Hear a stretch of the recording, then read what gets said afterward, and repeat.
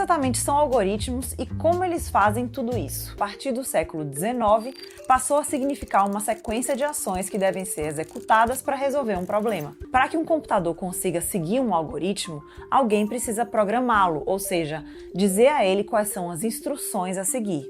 A sequência de instruções para chegar a um resultado concreto é escrita em uma linguagem de programação. Um exemplo de problema básico que a gente consegue resolver com um algoritmo é ordenar uma lista.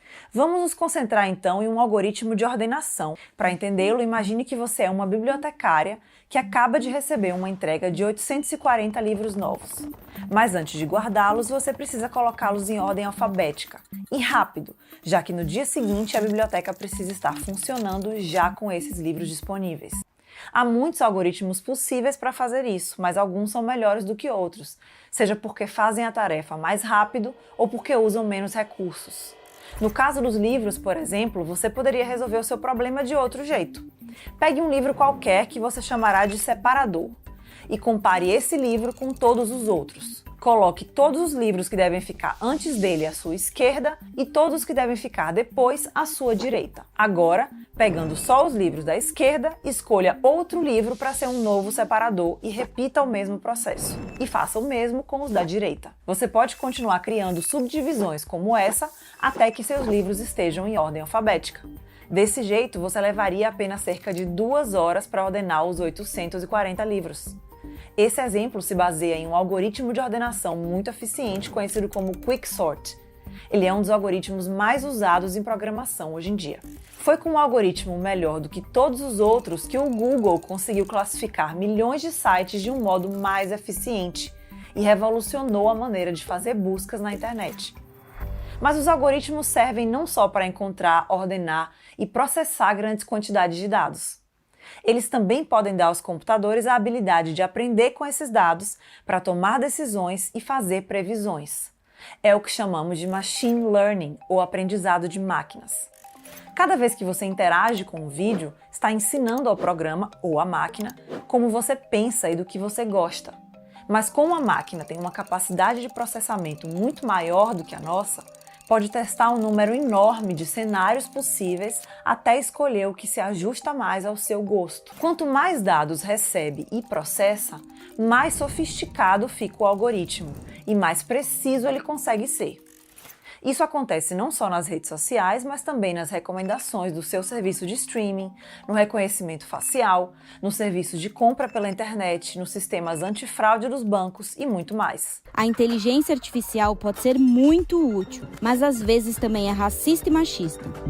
Os códigos são alimentados por nossas escolhas. Se somos racistas e machistas, contaminamos os algoritmos, mesmo que involuntariamente.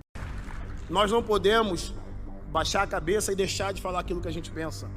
Qual é o problema? A Europa é branca, assim como a África é negra. Qual é o problema? Qual é o problema? Racistas e xenófobos. Por quê? Porque nós queremos defender as nossas fronteiras para que não venham mais Mamadus e Joacines.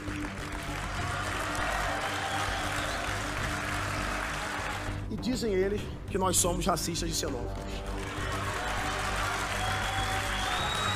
Portugal não é contra a imigração, mas nós temos que ter controle e nós queremos os bons imigrantes. Nós queremos o Marcos Santos, nós queremos o Luca Mombito, nós queremos o Mitar Ribeiro, nós não queremos Joacine, nós não queremos Joacines e Mamadus.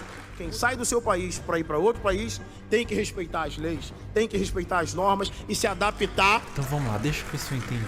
Eu quero aprender, tô aqui para aprender, tô com a mente aberta. Se você não consegue se adaptar, volta para sua terra. Olha pra onde você tá indo. Prevê o final disso daí, irmão. De onde que vai dar? Eu encontrei há pouco tempo, presidente, uma senhora brasileira também. E ela me disse, uau, que bom, um brasileiro na política portuguesa. Olha, agora já temos alguém para defender os brasileiros que vivem em Portugal. E eu, oh, Jesus. Olha, minha senhora, a senhora está equivocada.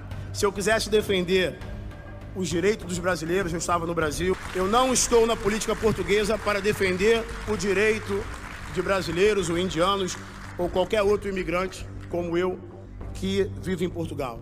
Eu estou em Portugal para defender os direitos dos portugueses, porque Portugal pertence aos portugueses. Existe aquela comunicação social, aquela parte da comunicação social que não presta para nada. E agora eu me direciono para essa comunicação social. Eu quero dizer para vocês, para esses repórteres de segunda categoria, que fazem um péssimo jornalismo, eu tenho uma resposta para vocês desses 4 anos de insulto que vocês muitas vezes fomentam dentro da comunicação social.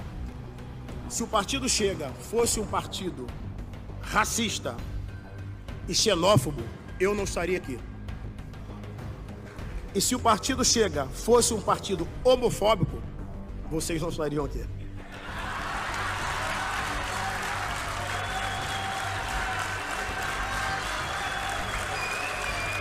E eles são um espelho da nossa sociedade desigual. São eles que ajudam a decidir, por exemplo, qual paciente terá prioridade no atendimento, quem merece uma vaga de emprego numa seleção automatizada de currículos, quem merece crédito no banco, e, em geral, são homens e brancos. A tecnologia, ela não é neutra. O algoritmo, quando ele é criado, ele é pensado, ele vai seguindo um padrão social. Principalmente nas redes sociais, a gente vê que a imagem do padrão estabelecido, o padrão branco, principalmente de homens, está ligados a posições de poder, e da população negra está sempre retratada através de algoritmos em posições de servidão, de subalternidade.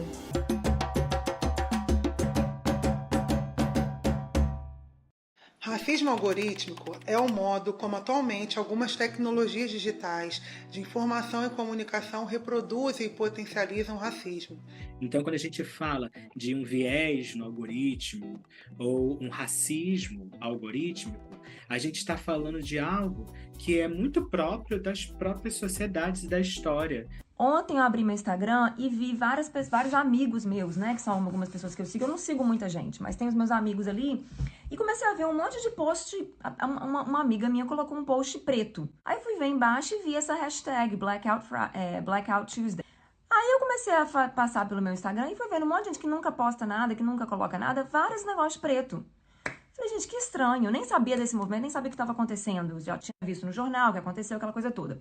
Mas não sabia desse movimento. Aí agora, olha que interessante. Uma seguidora mandou pra minha equipe isso, fala pra Luísa pra ver isso. Amei esse post. É exatamente o que eu penso, gente. É exatamente. O racismo existe, vai existir enquanto a maior quantidade de crimes for causada pela população negra. Vai existir, gente. Isso é uma coisa natural. É um instinto de defesa da gente. Então, a gente sabe, estatisticamente falando, e eu sei que essa frase vai ser levada, todo mundo vai repostar o que eu tô falando agora, mas foda-se, eu tenho que falar para você entender o que eu tô falando.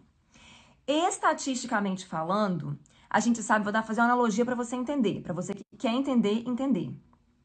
Estatisticamente falando, quando uma pessoa, por exemplo, tem um câncer, um determinado câncer, é muito comum que aquela pessoa morra, não é? Então, o que acontece quando a gente descobre que a gente está com câncer ou com um ente querido está com câncer? A gente tem medo, porque estatisticamente falando, é possível que aquela pessoa vai falecer, uma coisa que a gente não quer que aconteça. Entendeu esse ponto? Pois é. Estatisticamente falando, a maioria dos crimes são cometidos pela população negra. Significa que todo negro é ruim? Óbvio que não. Significa que estatisticamente falando, crimes são mais causados pela população negra. Então, vai ser sempre natural, normal e instintivo do ser humano ter um pouco do que a gente chama de racismo, julgar a pessoa pela raça. Então, se você tá num parque à noite, no escuro, e você vê uma pessoa andando, e essa pessoa é negra, e ela tem os trejeitos de uma pessoa que parece ser um criminoso, você vai ficar com mais medo do que se você visse uma pessoa branca de terno e gravata.